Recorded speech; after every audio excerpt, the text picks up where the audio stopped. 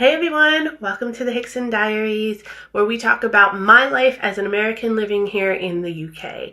Today is day 9 of our series, my 12 faves of Britain. In this one, we're going to talk about my 4 favorite British actors.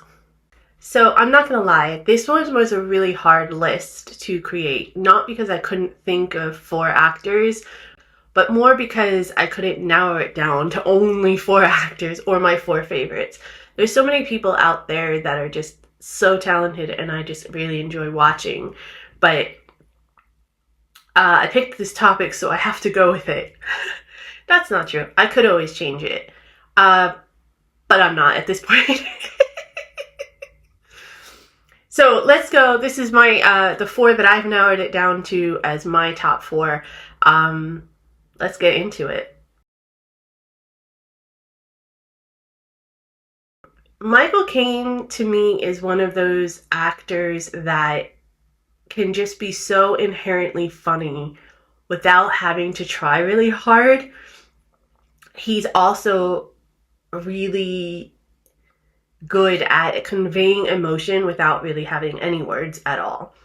Whether it be something that makes you laugh or whether it be something that makes you cry or just get emotional on any level. I love that Michael Kane can do something like The Italian Job or Alfie and then be like this comedic relief in a movie like Miss Congeniality, and then he's working with the Muppets. Like, you can't, and then all of a sudden he shows up as Austin Powers' dad.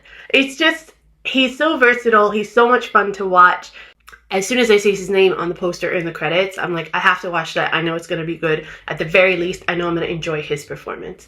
Michael Caine had to be on the list.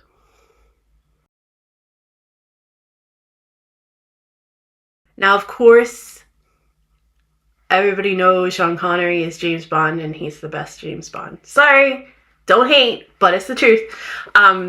He's the best James Bond by far. But also, like, his catalog of movies is just also astounding. You know, amazing, epic movies, in my opinion.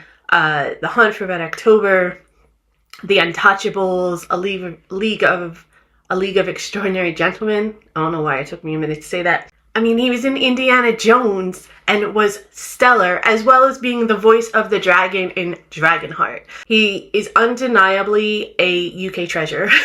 I think he was just an incredible actor, an icon, somebody that just really set the tone for how just how people can be versatile, and his contribution to Hollywood from an American standpoint is just undeniable. It's just, it'll never ever be topped at all, and you can't go wrong with his portrayal of James Bond. I'm gonna say it again. I can't help it.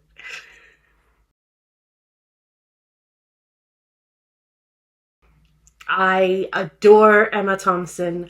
I was in college when I first saw Sense and Sensibility, and I was, excuse me, I was completely blown away by her performance in that.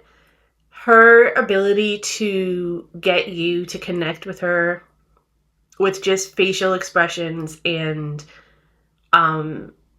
I don't know, my heart completely melted for her throughout that movie, and I was instantly a fan the minute the movie ended. Everything that I've seen her in, I love her in. She's another one that is so extremely versatile, that is really, really good at making you feel and connecting emotionally with you in dramatic moments, but also making you laugh like hell, and she just comes out unexpectedly. Like, I remember when I was watching Harry Potter, and I had no idea that she was in it, to be honest with you. And all of a sudden she just shows up and her character is hilarious. And it made me love her even more. I adore everything that she does. She's another one of those actors that I definitely want to sit down and watch, you know, when her name is in the credits. And I'm always nostalgic. And every time I see Sense and Sensibility, I'm reminded of how just incredible that she was and how connected I am to her in that level. And I can never say anything bad about her. in all honesty. I don't think she's ever had a bad performance in as far as I'm concerned. And she will be one of those people that I will definitely argue with anybody if anyone ever said that she didn't have talent or wasn't an avid fan, to be honest. Maybe that's a little bit obsessive, but I fight for those that I really truly believe in, and she's definitely one of them. Finally, my all-time favorite British actor. It was really hard to pick a favorite, but once I started to really think about this person and the catalog that he has and everything that I've seen him in, and what I consider to be you know, truly a representative of the art form, I had to go with him. He has such an intensity in his acting style, and he is just so versatile. One of my favorite characters that he's ever done is Dracula. The movie itself, not the best, to be honest with you. However, his performance of Dracula is incredible. And I watch that movie still, even though it's not really one of my favorites. Not even one of my favorites of his, but I just really enjoy watching him play that character. And then he shows up in random episodes of Friends, or he's showing up in Batman movies or Harry Potter, and then he's playing Winston Churchill. He's just really just unbelievably talented. He is an artist in the true form of the word as far as I'm concerned.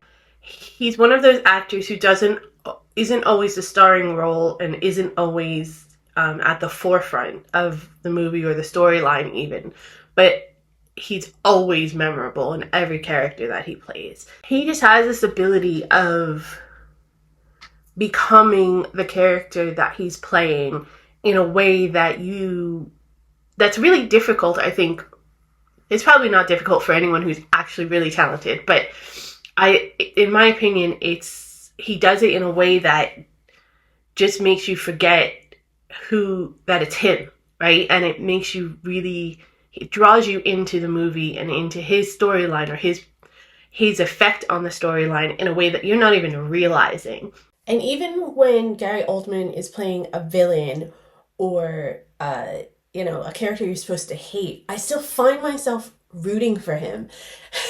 And that's really hard to do. He always brings this like authenticity of humanity to every character that he plays, even when he's playing the bad guy. So you can't deny a talent like that. He's just one of those actors that always takes me on the journey with him, and he's somebody that I just always want to know what he's doing, what his next project is. So those are the reasons that I just had to land him for number one. I love Gary Oldman, and I will definitely revere him as an actor forever. That's my list of my 4 favorite British actors. Let me know your favorite actor in the comments below.